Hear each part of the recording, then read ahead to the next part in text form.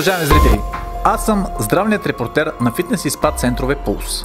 Днес, точно на 14 февруари, в 14 часа, аз, мистер Free Hours, ще се опитам да разбера дали все още хората вярват в истинската любов, че тя съществува.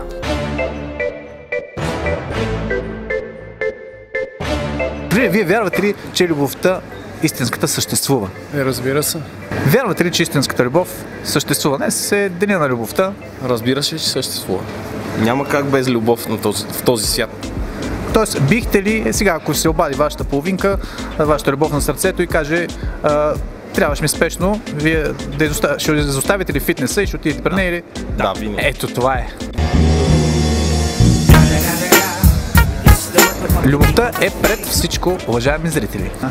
Може ли едно въпросче? Ама за любовта е. За любовта не се отказва. Добре, ето. Вярвате ли в истинската любов, че тя съществува? Днес на празника. Да. Не само на празника, но по принцип вярвам. Не на празника. Нали днес да ми отговорите на този въпрос? Да, вярвам. А вие намерихте ли? Да, но тя не е към моята любов в момента. Към жена ли? В смисъл? Не е към жена, не е към мен самата. Да, човек трябва да заобича себе си. Да. Човек трябва да заобича себе си, за да може да дава любов на другите. И искаме да зададем един въпрос на тема любов. Защо не? Имам работа, благодаря. Ма любовта е пред всичко. Любовта е пред всичко. Работата е преди любовта. Не е работата преди любовта, уважаеми зрители. Любовта е пред всичко. Всички говорят. Тази вечер всички си оговарят среща със своите половинки за романтична вечеря, може би, на свещи, чаша червено вино. Да ви запитаме едно въпрос за любовта. Не се отказва на любовта. Тази дама току-що ми отказа, уважаеми зрители, но тя бърза за фитнес, което може би е позволено, но не във всички ситуации. Ето този господин. Един въпрос, господин. Да. Dнес е деня на любовта. Аз не съм влюбен, така че... Точно, нали идеята е да се влюбиш? Вярваш ли, че истинската любов съществува? Вярвам, да. Вярваш? Да. Защо лесно ли се влюбваш? Аз не много. Какво е необходимо да се влюбиш лесно? Трябва човека да е коректен. А трябва ли да тренира? Да, за мен да. Задължително. Задължително. Едно въпросче по случай деня на любовта. Вярвате ли в истинската любов, че тя съществува? Разбира се. Аз така както гледам, повечето хора, които спортуват, вярват в любовта. Тя наистина съществува. Тя съществува. Както и дядо Коледа съществува. Така е. Значи вярвате и в приказките. Така е. Живота е приказка. Разбира се. Сега искам вас двете да ви задам едно въпросче. Защо точно нас двете? Защото сте двете. Ела, моля се сега. Темата е любовна, пък аз ще застана по средата ви. Опа, по чадърчето. Так, това е романтичният чадър. Си защо бягаш от мен? В смисъл, аз не хапя. Ела по-към мен. Така. Вярвате ли, че истинската любов съществува? Да, поне ми се иска. А ти? Абсолютно да. А намерила ли си? Все още не. А ти намерила ли си я?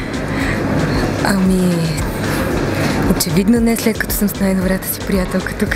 Така. Добре, човекът, който евентуално е вашата любов, трябва ли задължително да ходи и той на фитнес? Не. А да спортува нещо? Желателно е. Ти как мислиш по въпроса? Може и да не спортува.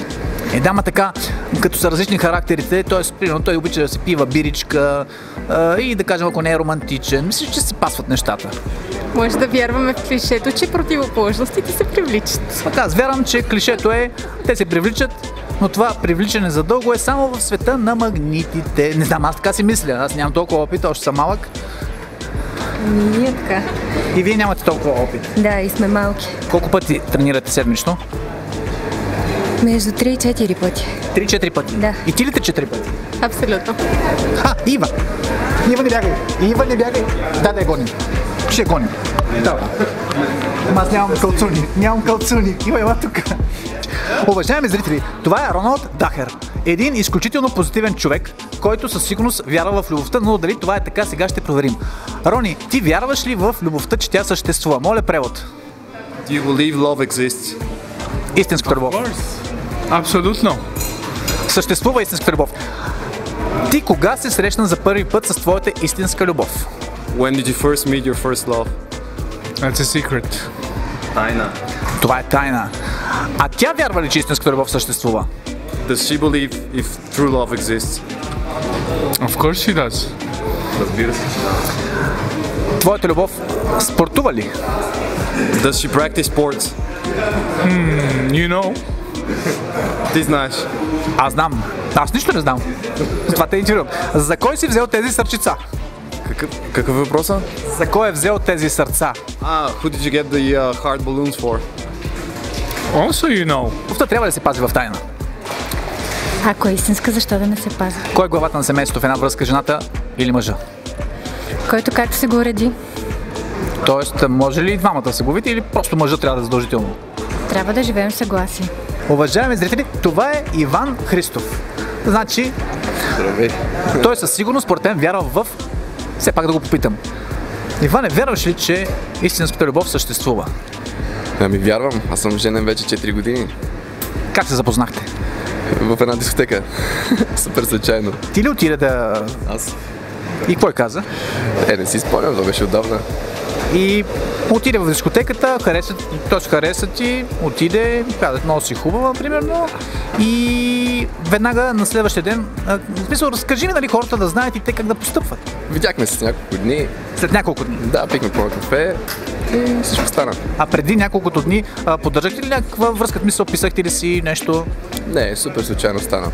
А тя спортува ли? Спортова, спортна гимнастичка е. Съгласен ли си, че противоположностите се привличат, ама не задълго? Ами спортисти се привличат, за другите не знам.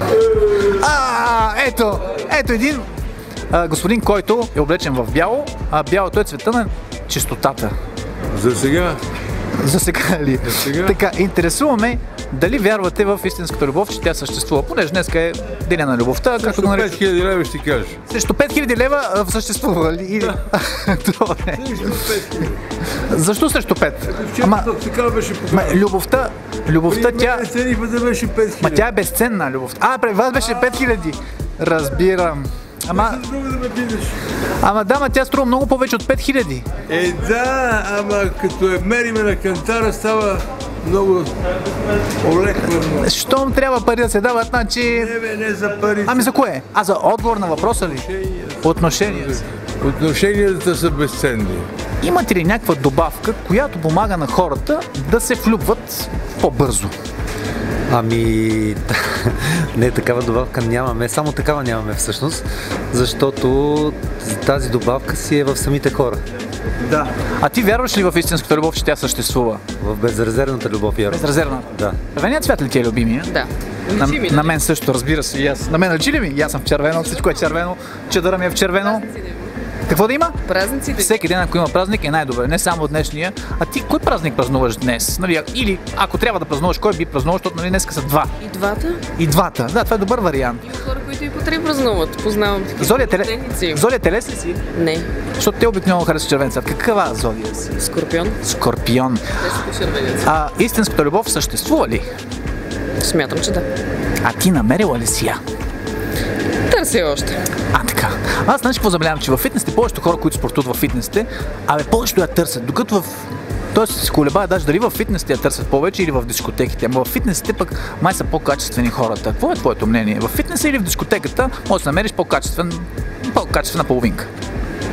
Определено не смятам, че може да е в дискотеката, може да е навсякъде. А ти от колко време спортуваш? Може би 5 години. 5 години? Тук специално, иначе по-отрано, 5 години по-отдих. А била ли си състезател? Не, само любителски. Как се запали по фитнеса?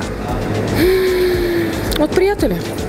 В повечето случаи така става. Нали? Като цяло обичам спорт, но приятели ме запалиха конкретно във фитнес. Добре, а твоята бъдеща половинка трябва ли да спортува? Задължително. Добър вечер. Една двойка. Виждаме една двойка и днеска по случай празника на любовта, поне според нас е празника на любовта, ме интересува дали вие вярвате в истинската любов, че тя съществува. Първо дамите. Да. Съществува. Разбира се. Така. А вие как се запознахте? В фитнес залата ли? Доста години не в фитнес зала. Къде се запознахте? На купон. На купон. Да. От кога започнахте да спортувате? Ами аз лично спортувам от 72 година.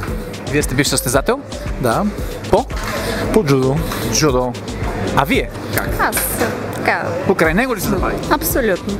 Той е причината да спортувам. Да. С какво ви зарежда фитнеса? Ами, помага? преди всичко спорта ме помага да се поддържам здрав, да се поддържам в добра кондиция и естествено самото спа, което е също към фитнеса, подобрява всичките тези неща още повече. Винаги ли тренирате заедно? В повечето случаи да. Виж какво романтично чадърче.